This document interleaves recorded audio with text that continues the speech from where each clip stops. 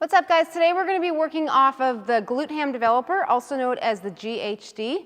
I'm going to be doing hip extensions today, and then I'll also show you the GHD sit-ups. First and foremost, when you come to the GHD, you want to make sure it's set up correctly for your height. So you probably need to go to the back of the GHD and make sure that you adjust it to where this is pushed up far enough to where your hip crease will be kind of hanging out over the edge of the GHD. If not, you're not going to be able to get in the right position. So I already adjusted mine. I'm going to hop up on the GHD, slide my feet in, and again, as you can see, it's kind of like I'm hanging out over the edge. My hips are right here, so I want to make sure I can get all the way down into this position here. All right, so from here, I'm just going to squeeze my glutes, my hamstrings, come all the way up, back down. Okay, just like so. So fairly simple movement, but if you need to scale it or for some reason you're not able to use one of the machines if they're taken up, you can scale it with the hip thruster. I'm going to show you these over here.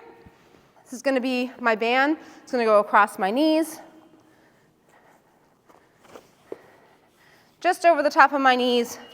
Now I'm going to take my shoulder blades down on this bench here. My feet are going to be about hip width apart. My hips are down. Now, as I'm pressing up, I'm driving my knees out this way, okay? So I'm coming up here with my hips, coming back down. As I press up, knees drive out. You should really feel that in your glutes. Very similar to the GHD. Whenever you guys can, I do recommend that you try and use the GHD. It's a great piece of machine that will help strengthen your posterior chain, your hamstrings, your butt, your lower back, and it helps prevent injury. So if you ever have back pain, doing the GHD will help with that over time. All right, y'all, moving on to the GHD sit-ups. These are a little bit more advanced, so we don't advise our new athletes to do the GHD sit-ups. I'll show you the scale back for that. But once you've been doing this for a little while, it is kind of a neat little tool to use. You're going to bring your feet in, make sure your toes are in flexion so that you don't fall out of it. Your hips are going to kind of feel like they're on the edge of the pad out here. My knees are bent. So I'm going to slowly go back. See, my knees stayed bent. I'm going to come down into position, reach overhead. Now, as I come up and hit like this parallel, I'm going to push my knees down really hard, and it's going to kind of catapult me up. So it's really important that you do that. You shove your knees down when you get to that parallel point to take pressure off of your psoas. Okay, so again, I'm going to come back, reach back, come up to parallel, push my knees down, and it's going to kind of fly me up.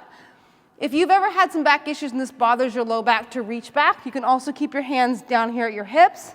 Same motion, reach back, knees pop down. So my knees pop down, I just squeeze my quads hard, my legs straighten out, and it pops me right back up, and then reset by bending the knees again.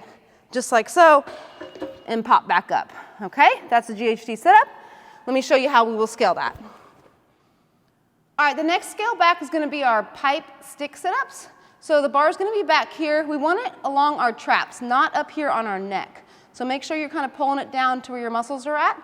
You're going to lay back, and then you're going to sit up all the way. Okay, because we can't use our arms for this motion, it does get a little bit difficult. So if you need to scale this, we're going to do ab mat sit-ups. So the bulkier part of the mat goes towards your hips, and it's going to be under your low back. We're going to butterfly our feet out like so. We're going to touch our hands near our toes on the ground here, reach back, touch behind us, and come here.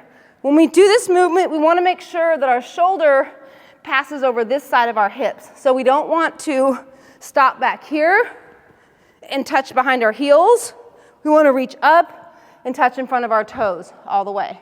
If you need assistance for your sit-ups, if you haven't done sit-ups in years or you just don't have a sit-up yet, not a big deal. What we do is we attach a band to the rig over there, and you can hold it, and you can use that to assist you to get up until you're strong enough to do sit-ups on your own. That's the sit-ups.